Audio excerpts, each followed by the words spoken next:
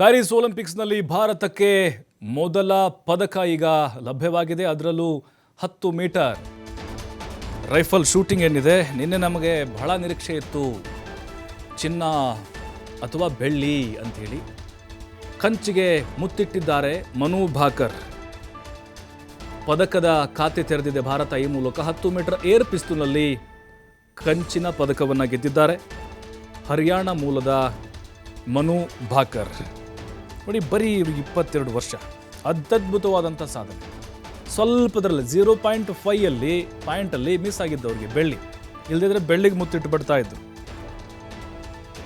ಅದ್ಭುತ ಆಟ, ರೋಚಕವಾದಂಥ ಹಣಾಹಣಿ ನಡೆದಿತ್ತು ಕೊನೆಯ ಫೈನಲ್ ಪಂದ್ಯದಲ್ಲಿ. ಇವತ್ತು ಇಬ್ಬರು ಕೊರಿಯಾದ ಶೂಟರ್ಗಳು ಕ್ರಮವಾಗಿ ಚಿನ್ನ ಮತ್ತು ಬೆಳ್ಳಿ ಪದಕ ಗೆದ್ದುಕೊಂಡ್ರು.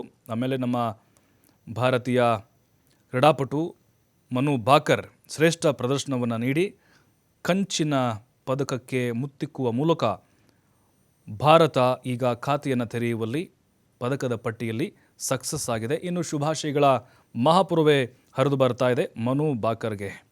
ನಿಜಕ್ಕೂ ಭಾರತದ ಒಂದು ಹೆಮ್ಮೆ ಇದು. ಯಾಕಂತ ಹೇಳಿದ್ರೆ ನೋಡಿ, ಶೂಟಿಂಗ್ನಲ್ಲಿ ಅತ್ಯದ್ಭುತವಾದಂಥ ಸಾಧನೆಯನ್ನು ನಿರಂತರವಾಗಿ ನಮ್ಮ ಕ್ರೀಡಾಪಟುಗಳು ಮಾಡ್ತಾನಿದ್ದಾರೆ. ನಿನ್ನೆ ಕೂಡ ಫೈನಲ್ಗೆ ಅವರು ಪ್ರವೇಶವನ್ನು ಪಡೆದರು. ನಿನ್ನೆ ಕೂಡ ಅತ್ಯದ್ಭುತವಾಗಿ ಪ್ರದರ್ಶನವನ್ನು ನೋಡಿದರು. ಇವತ್ತು ನೋಡಿ 221.7 ಅಂಕಗಳನ್ನು ಕಲೆ ಹಾಕಿ ಅವರೀಗ ಕಂಚಿನ ಪದಕವನ್ನು ಗೆದ್ದಿದ್ದಾರೆ. ಉಳಿದಂಥವರು 198 ಅಂಕಗಳು ಗಳಿಸಿದರು. 2 ಪಾಯಿಂಟ್ ಅಷ್ಟೇ ಏನು ಬೆಳ್ಳಿ ಮತ್ತು ಚಿನ್ನವನ್ನು ಗೆದ್ದಿದ್ದಾರೆ ಅವ್ರಿಗೂ ಮತ್ತು ನಮ್ಮ ಮನು ಭಾಕರ್ಗೂ. ನೋಡಿ, ಶೂಟಿಂಗ್ನಲ್ಲಿ ಭಾರತಕ್ಕೆ ಒಟ್ಟು 5ನೇ ಪದಕ ಇದು ಅಂತ ಹೇಳ್ಬೋದು. ಯಾಕಂದರೆ ನಮ್ಗೆ ಗೊತ್ತಿದೆ, ರಾಜ್ಯವರ್ಧನ್ ಸಿಂಗ್ ರಾಠೋಡ್ ಮೊದಲ ಬಾರಿಗೆ ಬೆಳ್ಳಿ ಗೆದ್ದುಕೊಟ್ಟಿದ್ರು. ಆಮೇಲೆ 2008ರಲ್ಲಿ ಅಭಿನವ್ ಬಿಂದ್ರಾ, ಅದಾದಮೇಲೆ ಗಗನ್ ನಾರಂಗ್ ಅಂಥೇಳಿ 2012ರಲ್ಲಿ ಲಂಡನ್ ಒಲಿಂಪಿಕ್ಸ್ನಲ್ಲಿ ಗೆದ್ದಿದ್ರು.